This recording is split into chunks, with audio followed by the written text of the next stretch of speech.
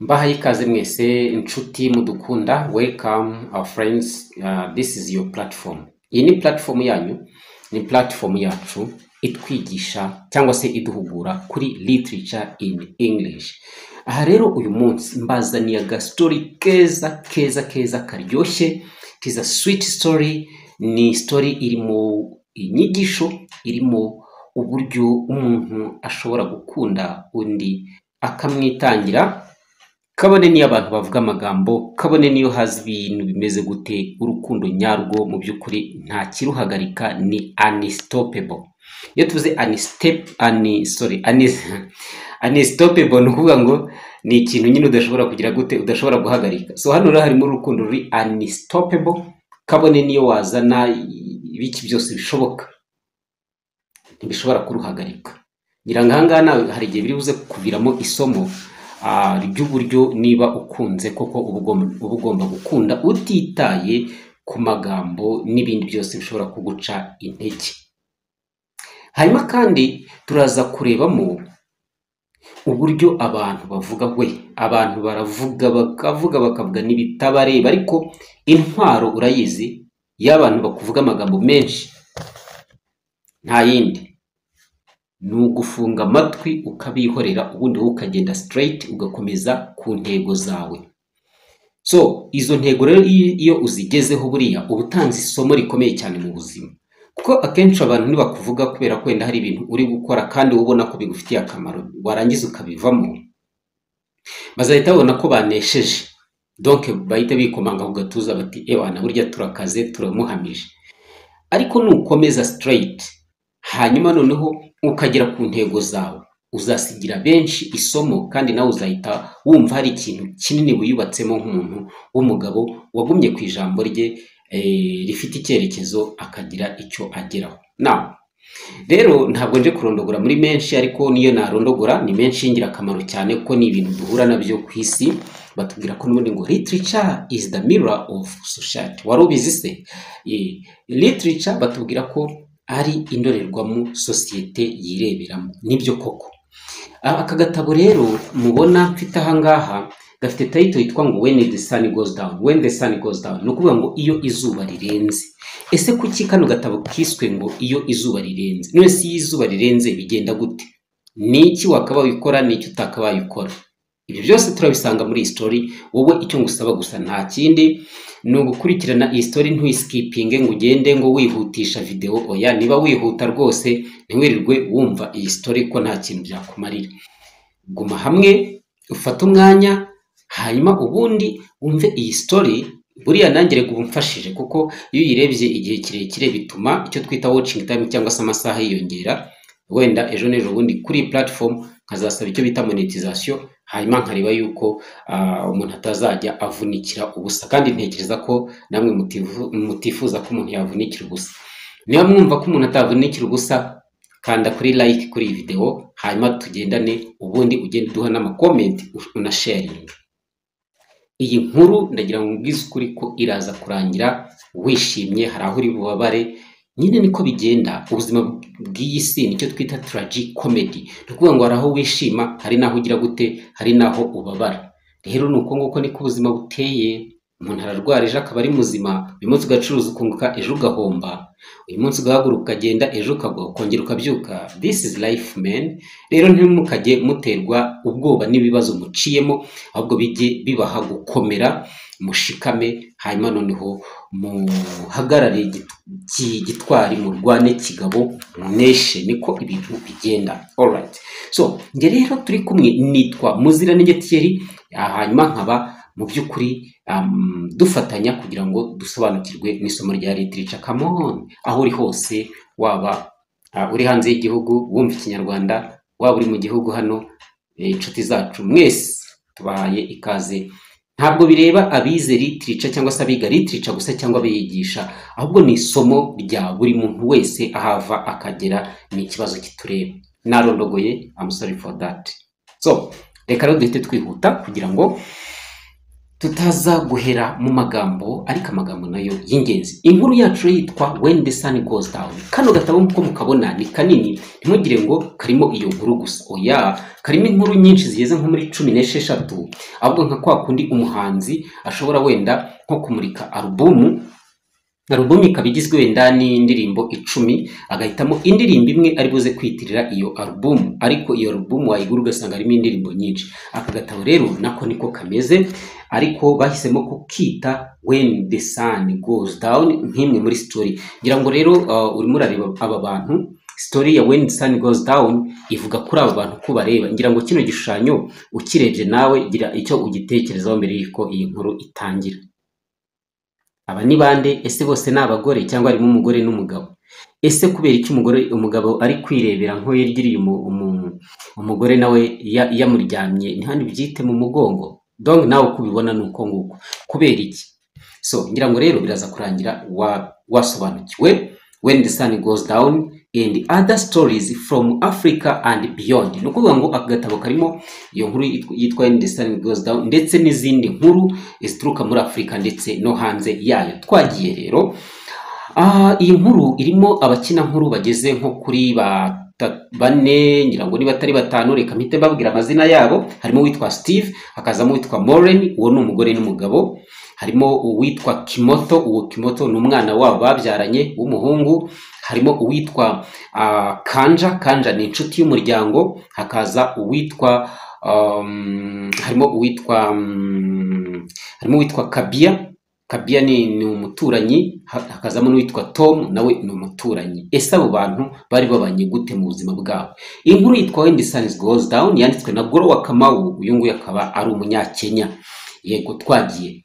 Inkuru itangira batubwira ko Steve ngo yarariho agenda yitemberera nyine bisanzwe, aca ahantu ku mashop cyangwa se ku maduka.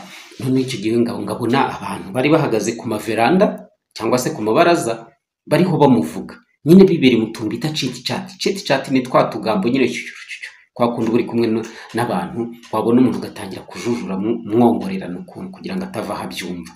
Steve rero mu gukebuka agiye kubona abantu bariho baramuvuga. Abonye abantu bari kumuvuga, aravuga ati se aba bantu ubundi baramvuga iki? Use nibwo mbitaho, reka nta mpamvu, nta mwanya mfite wo guta ku bantu b'amagambo bamvuga. We yarikomereje ntiyigera abyitaho. Ngo se ntacyo wumvamo? Ni ukuvuga ngo abantu nibakuvuga uzakomeza urugendo rwawe, ntuzirirwe wita kuri ibyo ngibyo. Rwose uzikomereze gahunda zawe, kuko abantu ngwanze kuvugwa yaheze mu nda ya nyina, niko umunyarwanda yabivuze neza. Iyi nkuru niyo muri Kenya, ariko urasanga ari inkuru yawe, ari inkuru yanjye, ari inkuru y'abantu bose, si byose? Nuko ese nzi kuba ari inkuru neza? Niba mbizi kandi like, hanyuma dukomeze. Steve rero ubwo yari akomeza nyine yitemberera, abantu batangira kumuvuga. Noneho uko yakomeje gutembera agiye kumva yumva umuntu aramuhamagaye. Steve aza kwibaza ese uyu muntu umpamagaye ni nde? Mu gukebuka asanga umuntu witwa Kanja nabwiye ko ari inshuti ye. Ngo nyine barasuhuzanya. Kanja ngo yari inshuti ye kuva muri boyhood cyangwa se kuva kera bakiri abana batoya, ndetse banatubwira yuko ngo basiramuriwe rimwe, baririye rimwe icyuma, babyita ngo nukuri icyuma hariya. Ngo nyine nukugenda bakagusiramura, niko imico y'abantu bahari muri Kenya kera niko byari bimeze. Umuhango wo gusiramura wari ngombwa. Hanyuma noneho rero uyu Steve inkuru itubwira yuko Steve ngo kera yajyaga atwara matatu. Iyo tuvuze matatu nizi taxi twita twegerane, izi utudutoya tutari amakwasiteri. Steve rero yahigaga ibiceri nyine akoresheje ako gatagisi. Ubwo niyo yari yo mbehe yetu yajyaga guhigiramo nyine, akabona abagenzi, nuko akaramuka gatunga umuryango. Sasa rero ubwo ikuvuga ngo uyu Kanja amaze kumusuhuza nyine birumvikana, yaramubajije ati se mama wawe ameze gute? Wa wundi tutajyaga duhamagara mu izina. Urumva ngo kera ntago bajyaga bamuhamagara mu izina. Nuko ubwo Steve aramubwira ati rwose mama wanjye nta kibazo afite. Atangira ndetse yewe no kuririmba akaririmbo. Steve yatangiye kuririmba akaririmbo kavuga ngo my mother I will never call her by name, I will never insult her, I will call her the seer who saw for me my second God. Hano yashaka kuvuga iki? Yararirimbye ati mama wanjye sinzigera muhamagara mu izina, nta nubwo nzigera namutuka, kandi jyewe mwita umuhanuzi warebye imbere yanjye, donc wandebereye ahazaza. Uyu nguyu mufata nkaho ari my second God, cyangwa se imana yanjye ya kabiri. Urumva akamaro ka mama, imana ya kangahe? Ya kabiri. Ese nawe ukunda mama ku buryo wamwita imana ya kabiri? Urebye akamaro ka mama ni kanini cyane, nubwo wenda twebwe tumara gukura ugasanga turimo turabashota imigeri, turimo turabatuka, turimo turagira gute, ariko reka dusabe imbabazi abantu mwese mwasuzuguye ba mama banyu, kuko bagutwite amezi, bagutwise cyangwa se bagutwite amezi ageze ku 9, ibyo yaryaga bivaho, atangira kurya itaka, kandi abandi bari kurya amafiriti n'inyama, atangira kujya anywa amazi y'ibiziba, kandi abandi bari kunywa za juice, bari kwirenza n'amarikeri, kubera wowe wabaga wamukoroze mu nda. Aragenda arananuka, arabyihanganira byose, aragenda baramusatura, bakuvanamo imbere, arishimaho kugira ngo ahite agukubita inkonje ngo abyate iki kigoryi n'ukuntu cyanejeje umutwe we, toka. Urwo rukundo ni urukundo rukomeye cyane, ku buryo mama uba ugomba kumwubaha uko byagenda kose. Yego wenda hari igihe nabo bakora amakosa, ariko amakosa nyine bakora bakwiye kuyababarirwa, kuko nabo ni abantu nk'uko nawe ushobora gukora amakosa. Rero Steve urumva ukuntu yaririmbiye Kanja, amubwira ati rwose my mother, I will never call her by name, I will never insult her. To insult ni ugutuka, and also I call her my seer. Ubwo seer ni nko kuvuga ngo n'umuhanuzi, n'umuhanuzi wanjye wabashije kundebera ejo hazaza, bityo ngiye nkamufata nkaho ari my second God. Kayo nguko urumva nyine ubwo nakaganiro bari bagenda baganira, banatevya batera inkuru. Ngayo nguko ubwo noneho birakomeza baragenda. Ubwo Steve na Kanja ubwo bari babiri, bakomeza bagenda. Noneho uyu Kanja we nyine yumvaga ko ngo bagiye kuganira ku kintu yari yapanze ko bari buze kuganira kuri rumors, cyangwa se ibigambo by'ibihuha bya bindi abantu bagenda bajujura, umuntu akavana akagera hariya hirya akavuga, undi hari akavuga, abantu bakavuga, we bakavuga koko. Kanja rero yari afite mission yo kugira ngo aganirize Steve kuri ibyo bihuha agenda yumva bimuvugwaho. Kanja had actually expected to discuss the rumors that were going around the village about his friend. After many days of soul searching, he had decided to approach and coax Steve into telling him with his own mouth what he was up to.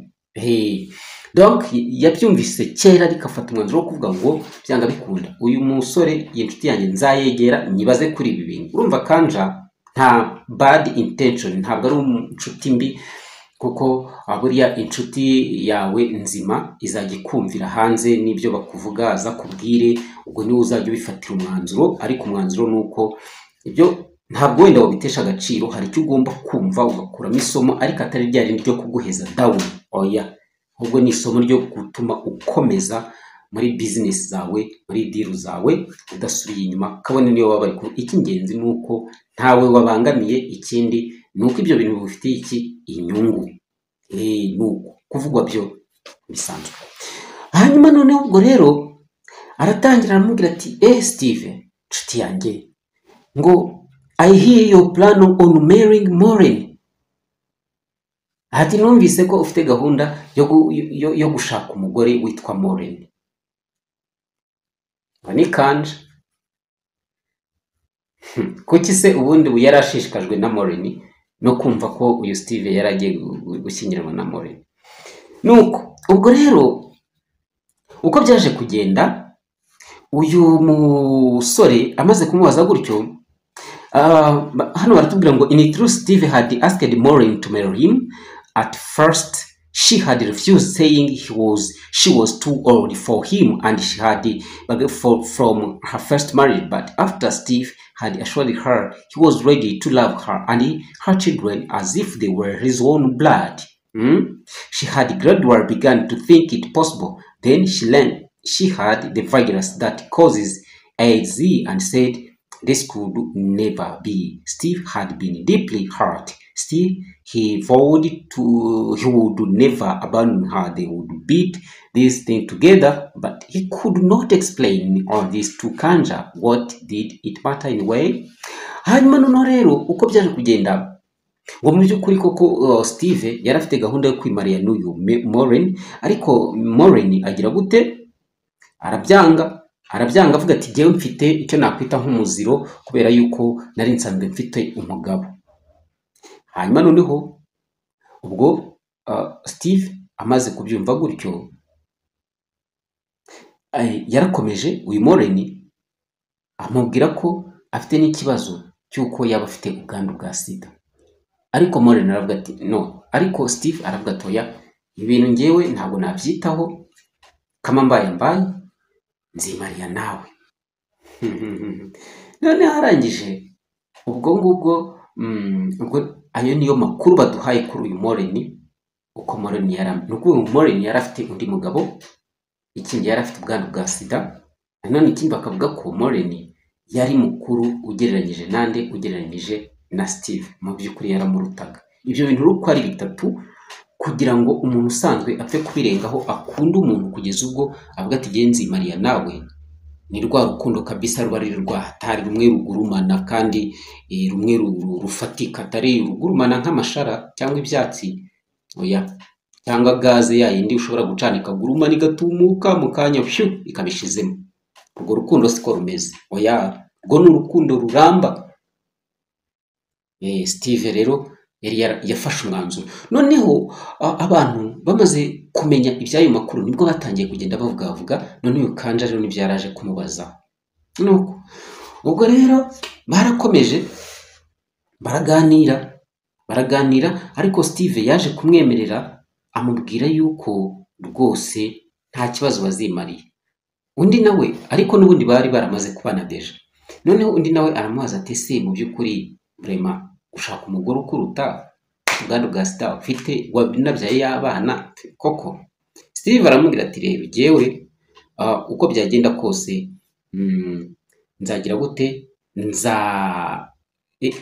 yego abana nzabafata nkaho ari my own blood, nta kibazo nzagirana nabo. Noneho Steve aramubwira ati ariko nanumvise yuko mugize gute, nanumvise yuko mushobora kuba ngo mufitanye n'umwana. Kanja aramubwira ati Kanja abaza Steve ati numvise ko ariko umuntu afitanye n'umwana. Steve aramubwira ati ariko ikibazo ni iki? Ikibazo nuko umwana yabyarwa n'abantu badakundana. Ubundi icyo ngicyo nicyo cyakabaye kigushishikaza ukumva ko ari ikibazo.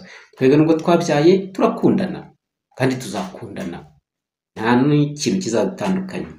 Abana azazana nzabakunda nkaho ari my own blood, hanyuma noneho n'uwanjye nawe nta kibazo, twaramubyaranye ko turakundana. Singayo singuko ngaho rero. Ubwo urumva Kanja yakomeje kugira gute, yakomeje kugenda nyine yumva ibintu bidasobanutse. Noneho ubwo nibwo yatangiye kugira gute, nibwo yatangiye kugenda amuganiriza ukuntu baje guhura na Maureen ubwo yatwaraga iriya matatu, noneho ngakaza bakicarana igihe yajyaga Muranga. Bagezeyo baricara bagura icyayi cyo kunywa. Nuko ubwo rero urumva nibwo Steve yahise abwira uyu Kanja ati Maureen ntabwo nshobora kumureka kuko niwe muntu wabashije kwatsa urumuri, donc niwe wabashije kumurikira ubuzima bwanjye, mbona ko burya ubuzima buryoshye, muri make yanryohereje ubuzima. Naravuga ati se umuntu wanryohereje ubuzima ni gute nshobora kumureka ngo nuko ari ibi bintu byanyu muri kugenda muvuga. Singayo singuko. Ubwo urumva Kanja inkuru ze rwose zasaga naho nta kibazo ziteje Steve, nuko Steve ko byasaga naho Steve agize gute, ari ready. Hanyuma ubwo noneho Kanja akomeza kumubwira ati rero ati mfite ikibazo cy'uko ahubwo mwamaze no gushyingiranwa kandi nawe ushobora kuba waramaze kwandura ubwandu bwa sida. Ariko noneho uyu Steve ibyo byose yamubwiraga nta kintu byabaga bivuze. Ubwo rero barakomeje baragenda bagera mu rugo kwa Steve. hanyuma Steve arakingura ko nyine bakomeza kugenda baganira gutyo, bigeze aho biba ngombwa ko bajya muri salo. Steve azana inshuti ye muri salo, aricara. Maureen birumvikana nk'umumama wa Maureen ubwo yari aho mu rugo nyine. Noneho ushobora no kwibutsa se Maureen yageze aho mu rugo gute? Maureen umugabo yari afite mbere yari umusirikare, rero ngo ntabwo bari babanye neza ku buryo yazaga akamukubita akamufata nabi n'iki, biza kurangira umugabo we yishwe n'indwara bita pneumonia. Pneumonia ni lung disease, ni ukuvuga ngo ni indwara y'ibihaha. Ubwo rero byaje kurangira imwishe, ariko bigaragara ko umugabo wa Maureen yari afite ubwandu bwa sida, ko iyo umuntu afite ubwandu bwa sida akarwara nyine sida, agenda abasirikare b'umubiri we bacika intege n'ibyuririzi bikaza nyine bimwataka ari byinshi cyane. Erega buriya ntubyumve gutyo, buriya n'igihugu iyo gifite abasirikare bari wiki cyatakwa n'abanzi bakakigarura mu buryo bworoheje. Rero n'umubiri buriya nawo umubiri nawo iyo wagize ibyago abasirikare bawurinda bakaba weak cyangwa se bagacika intege, ni kwa kundi umubiri nawo uzasanga ugenda nawo watakwa n'akarwara kose kaje. Rero ku muntu ufite ubwandu bwa sida, ko sida ikikora ni ukuza igaca intege abasirikare b'umubiri, hanyuma umubiri wamara kuba weak ugahita watakwa na biriya byuririzi bigiye bitandukanye, bikaba ari nabyo biguhitana. Ubwo ibyuririzi n'indwara zigiye zitandukanye, ubwo harimo n'igituntu nyine, izo za pneumonia n'ibindi. Ngayo ngo umugabo rero wa Maureen nicyo ngicyo nicyo yazize, ariko mu mibanire yabo ntabwo Maureen ngo yigeze yishima rwose, kuko yabayeho mu gahinda gusa nubwo babyaranye.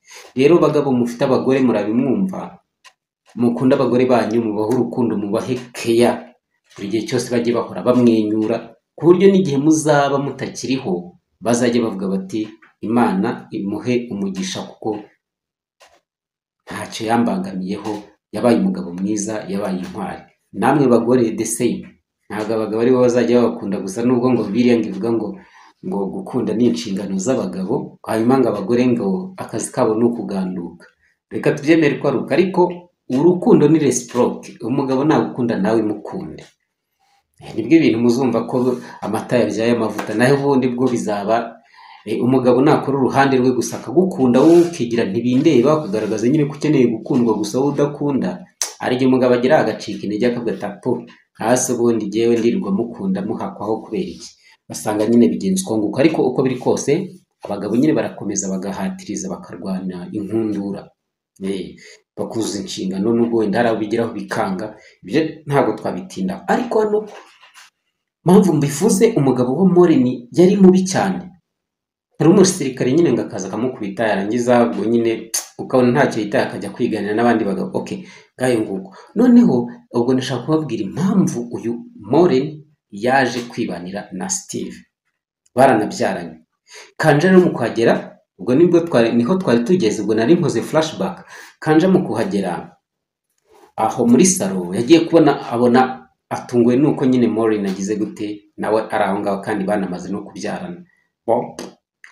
Maureen araza arabasuhuza bisanzwe nk'uko abantu basuhuza nyine abashyitsi baje mu rugo. Urumva umugore agomba kuza nyine akabasuhuza, akabaha care. Nuko baricaye nyine baraganiriye. Ubwo Steve atangiye gupresenta Kanja kuri Maureen, avuga ati Maureen uyu ni Steve, ni inshuti yanjye kuva kera. Noneho Maureen ni nkaho yasetse, aravuga ati uyu ndamuzi cyane. Nawe ushobora kwibaza ngo bari baziranye he? Buriya ushobora kubona wenda ufite nk'inshuti y'umukobwa, cyangwa se ufite umugore, cyangwa ufite umugabo, ukibwira ko wenda ari wowe wa mbere wamukunze. Wapi, aba yarakunzwe n'abantu utabara, ahubwo wowe nawe uri muri ba bandi bamukunze, ukagirirwa amahirwe yo kuba donc ari wowe utwara igikombe. Reka mbyite ngo ni ugutwara igikombe. Ariko ntuzarebe umugore wawe cyangwa ngo urebe umukobwa, yego, cyangwa ngo urebe umukobwa niba uri umusore, cyangwa se ngo niba uri umugore ngo wenda ubone umugabo, hanyuma utekereze ko wenda ari wowe yakunze gusa. Oya, hari igihe aba yaragiye nyine agira n'izindi nshuti ku ruhande, ariko bikaza kurangira ari wowe nyine ubaye number one muri izo ngizo. Rero Maureen ni nkaho yakubise agatwengera avuga ati ndamuzi rwose ndamuzi, na ndetse iyo biza kuba ngombwa niwe wakabaye yarantwaye, nakabaye nicaye iwe ndi umugore we kuko turaziranye. Steve nyine abitega amatwi asanga nyine nta kundi yabigenza. Ubwo nibwo nyine yasobanura avuga ati twarakundanye ariko nkabona uburyo apanga gahunda z'ubuzima bwe ntabwo biri kumacinga n'ibyo n'inyota yanjye cyangwa n'ibyo nkeneye. Ubwo nyine kaba akantu gaciyeho gutyo. Noneho Moreni urumva na Steve urugo rwabo rwari urugo rwakira abashyitsi, kandi koko nibyo mujye mwakira abashyitsi babagendereye, ni byiza cyane. Burya ngo abashyitsi ni umugisha. Ubwo rero ubwo Moreni nyine aba yinyabije ahantu inyuma, niba ndi uhite mu kabati aho bari babitse juice, akabati cyangwa se wenda firigo, cyangwa se bari babitse nyine juice. Hanyuma ubwo Moreni ahita aza arabaseriva, yayizanye mu birahuri. Ubwo arabaseriva, Kanja, seriva Steve n'umwana wa Kimoto, nawe ubwe ariseriva. Ko ni byiza ko nyine birumvikana abashyitsi ntabwo bagomba gufungura bonyine, mugomba kubasangiza, birumvikana. Ubwo abandi batangiye gufata juice baranyoye. Kanja reka Kanja yanga gukoraho, ahubwo ngo yewe atangira no gutitira. Kubera iki? Kubera ko ngo yarebaga iyo juice, kuko yari yaramaze kumenya yuko Moreni afite ubwandu bwa sida. Noneho ngo yareba iyo juice akavuga ati byanga bikunda iriya juice nayo irimo HIV AIDS. Ati nanditse buriya irimo irafloatinga hejuru kuri iriya juice. Nyine urumva float ni ukureremba. Ngo yararebaga nkakubona nkaho iyo VIH iri kureremba hejuru y'iriya juice. Nawe nyumvira, ariko ntabwo twamurenganya. Buriya ngo little knowledge kills, cyangwa se kutamenya birica. Ntabwo yari afite amakuru ku buryo virusi itera sida yandura. Ntabwo yari afite ayo makuru rwose ya HIV transmission system. Ntabwo yari abizi. Ntabwo yari azi ko yandura mu maraso ku bantu bakoze imibonano mpuzabitsina idakingiye bagakomereka, gusharinga ibikoresho bishobora gukomeretsa umubiri, urwembe, urushinge n'ibindi, ku buryo bishobora gutuma habaho contact y'amaraso ku muntu umwe wanduye wenda akanduza undi. Ntabwo yari abizi. Yari azi ko nyine ngira ngo hari no kuba yamusuhuje ari ikibazo. Hari abantu rero mu by'ukuri baba bafite imyumvire imeze gutyo, ariko ntabwo ariko bimeze. HIV AIDS ntabwo ari uko nguko yandura, ngira ngo amaze kubibanyuramo muri makeya.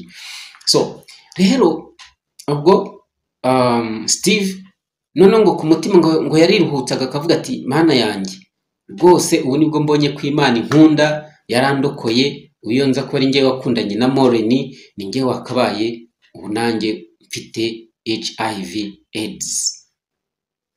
Rero urumva ko wenda tugarutse kuri point y'uyu Kanja, hari igihe ugira gutya ugapanga ibintu ugashyuha ukumva ibyo bintu biramutse bidakozwe urabuhombye, ariko wajya kuno ukabona bise bifailinga, atangira ukiheba. Ariko buriya ujye wiheba akanya gatoya, nurangiza ugarura ubwenge ku gihe, uvuge uti n'ubundi ibi bintu ntabwo byari ibyanjye, kuko ibintu yari ibyawe nta gishobora kubikwambura. Uyu nguyu Steve uyu Kanja ashobora kuba yarahise agira umujinya, akagira na depression igihe Moreni yari amaze kumukatira. Ariko ubu ngubu ageze hano kwa Steve, amaze kumva amakuru yose Moreni uburyo afite ubwandu bwa sida, yahise yiruhutira avuga ati mana warakoze kundenza kiriya gikombe, ubu ngubu ni njye wakabaye ndi muri iyi danger. Uretse ko nyine kuba ufite ubwandu bwa sida ni ikibazo, ariko ntabwo ari ikibazo gikomeye cyane ku buryo wenda ushobora no kwijugunya mu kagozi. Ko iyo ufashe imiti neza uraramba imyaka 30, 20, kandi hari benshi bapfa mbere yawe kandi bo nta bwandu bafite, ahubwo bakicwa n'ibindi sida, malaria, bakicwa n'imyijima, indwara zabaye nyinshi. Gusa ibyo ntabwo bikuyeho ko tutagomba kugerageza uburyo bwose ngo twirinde ndetse turinde n'abacu ariko in case byagenze uko nyine nta kundi, ntabwo ari ngombwa kwita mu kagoza bwo gukurikiza inama za muganga. So rero uyu Kanja yatangiye gushima Imana avuga ati Mana urakoze undokoye ikuzimu. Mu yandi magambo ni nkaho yabivuze gutyo. No, ubwo Steve na Maureen na Kimoto wa mwana wabo w'umuhungu Joyce barazinywa zirarangira. Iya Kanja iteretse hariya. Maureen ubwo arimo arabirebera aho ngaho nyine yumiwe tu, ariko se uyu muntu kuki iyi Joyce twamuhaye atigeze ayinywa? Ubwo babonye ko birambiranye, Joyce igiye kugagira muri ako gakombe cyangwa se igiye no gukama muri ako gakombe, reka mbyite gutyo, muri icyo kirahuri, nibwo nyine bayifashe bagira gute, barayinywera, banayibaha umwana wabo aranywa. Ko Kimoto we yahise avuga ati I need more juice, nikenere kwinywera. Ibyo ngibyo rwose mubimvaneho. Ubwo nibwo bayifashe banywaho, bahita bahereza n'uwo mwana arakanywa, ngarangije yikomba n'iminwa rwose. Umwana bari innocent, ibyo bintu bya stress ntacyo biba bimubwiye. Gusa nkozaga flashback, Maureen amaze kumenya yuko atwite uyu mwana babyaye, ngo yarasenze cyane avuga ati Mana basi ngewe niba twe dufite ubwandu, umwana wacu azavuke ari muzima. Hanyuma nyine isengesho rye rirasubizwa, umwana avuka ari muzima. Ngicyo gihe yumva n'ibyishimo, ameze nkaho mbese yagiye mu ijuru, kandi koko birumvikana. Yego. So ubwo nanone ni flashback nari nkoze. Noneho tugarutse hahandi bamaze kunywa ya Joyce, kandi ubwo yararebye abona nta kindi gisigaye, agomba guhita ava ngaho akagenda. Si we wabonye yahikura, ngira ngo umenya yaragiye atekereza ko n'intebe yicayemo yari irimo HIV AIDS. Umenya yaragiye yagera mu rugo agahita yikuramo, ngira ngo akayitwika, simbizi. Bo hanyuma ubwo agaragaje icyifuzo cy'uko agiye gutaha, Steve aravuze ati okay, ntacyo ndaguherekeza my dear. Nuko arahaguruka arasezera, Steve aramuherekeza, ajyana n'akakana kabo k'agahungu kitwa Kimoto. Hanyuma baragenda nyine, bageze imbere bagenda baganira, biza kurangira nyine ubwo basezeranyeho. Steve aramusezera aravuga ati turabonana mu gitondo. Steve asubira mu rugo, ariko Maureen we ntabwo yigeze abaherekeza. Steve rero mu gusubira mu rugo asanga Maureen ewana yarembye, yihebye, yagize depression byahatari. No, ubwo Steve ubwo umwana uyu Kimoto agerageza kwinjiraho, nyina yararyamye. Ni Kimoto cyangwa se Kimotho, ni ta na ha na o. Nuko ubwo aragenda arebaho nyina yego, arebaho nyina yararyamye, asanga nyine nyina ngo ntabwo ameze neza, arimo ararira, yararyamye yihebye. Uwo mwana ngagerageza kumwegura kugira ngo agire abyuke, ariko biza umwana ntabwo ari ubishobore. Ubwo Steve niwe waje. Nuko ubwo amakuru ahita agaragaza ko Maureen yari yagize depression, yuko society yatangiye kumuha akato, kuko noneho aho bigeze n'ibyo ari guseriva barimo ho baranga kubinywa cyangwa no kurya. Ahita abona ko society yatangiye kumuheza, nicyo twita stigma. Yatangiye kuba stigmatized, ni ukuvuga ngo yatangiye guhezwa muri society, guhabwa akato. Ngira ngo harimo isomo, abantu bafite ubwandu bwa sida ntabwo ari ngombwa kubaha akato, ahubwo ni abantu nk'abandi, baracyafite ubuzima. Wowe icyo ugomba wenda gukora ni ukwirinda kuba mwahuza amaraso, cyangwa se niyo mwayahuza wenda mukagira uburyo mwiproteja, uretse ko nabyo biba bitari secured cyane, nta mutekano biba bifite. Ariko at least uramutse uguye muri icyo kibazo, afazari wakwibuka kwiproteja, cyangwa se nawe niba wumva wemeye guhangana nayo nk'uko Steve yabyiyemeje, ubwo nyine nawe ugashora, ibyo ni akazi kawe. Ariko of course ngiye nakubwira ngo don't go there.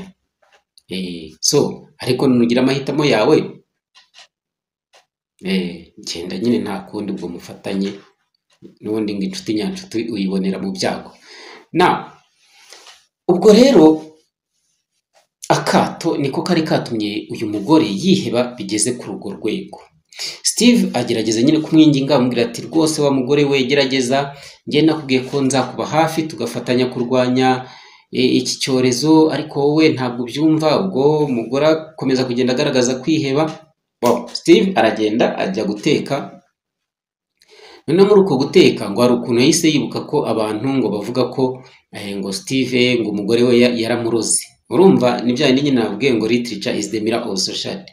Ngo umugore we yaramuroze. Ni gute umugabo ajya gutekera umugore kandi umugore ahari? Ni gute umugabo ajya guhahira umugore kandi umugore ahari? Nguko. This is Africa. Ibyo bintu ntawe utabisanga, haba mu Rwanda, haba mu Burundi, haba Tanzania, haba Kenya, haba hehe hose usanga abantu bakunda kugendera kuri ibyo bintu, especially muri African countries, ko bumva ko ngo umugabo kuba yatetse ngo ni ibibazo. Ese koko umugabo guteka ni ikibazo? Twandikire muri comment tubwire, ese koko umugabo kujya guhahira umugore cyangwa guhahira urugo ni ikibazo? Wenda agiye kuri alimentation cyangwa se yagiye mu isoko ahashya inyanya, yahashya uduki, ahashya inyama, arazanye mu rugo, icyo ni ikibazo? Ariko harimo ababibona nk'ikibazo ubwo umugore ngo yaramuroze. No muri iki gitabo When the Sun Goes Down niko bagiye babivuga nyine, ngo buriya ngo yaramuroze, ngo Edayeri ngo nta kuntu byumvikana ukuntu ngo yaje kumushaka ngo kandi ngamurusha n'imyaka, ubwo ngo tageti ngo yashaka kuza kurya amafaranga y'uriya mugabo. Baravuga koko. Ngira ngo n'ubundi byatangiye muri rumors, mu bintu by'ibihuhahuha n'amagambo menshi, ariko nyine niko societe bari batuyemo yari imeze. Yari societe ivuga koko, talkative society. Ubwo rero Steve aragenda aragerageza arateka neza ibishoboka, inyama iki, arazana umugore kurya, wapi yanga kurya. Noneho kuva ubwo ngubwo uyu mugore yatangiye kwanga no gufata imiti no kurya, wapi. Noneho bigeze ngo nyine araremba pe. Nijoro atangira kugenda atangira kuvuga nyine imirongo yo muri Bibiliya ngo ntegurira ameza imbere y'abanzi banjye, ngo niyo nanyura mu gicucu cy'urupfu ukuboko kwawe kuzandinda cyangwa inkoni yawe izandinda.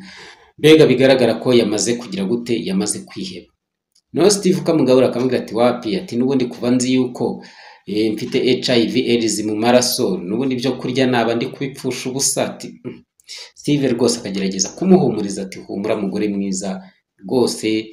Ariko umugore akavuga ati iyo nibutse ukuntu ari ngiye wakuzaniye ibi byago nkakwanduza nkagira gute. Ati umugore atangira kwikiripabiliza cyangwa se kumva abaye guilt, kwishinja ibyaha. Ariko Steve akamubwira ati humura mugore nkunda, ibyo ndabizi kandi narabyiyemeje, sinzigera ngutererana, nta nubwo nkublaminga, wowe tuza, I love you so much my sweetheart.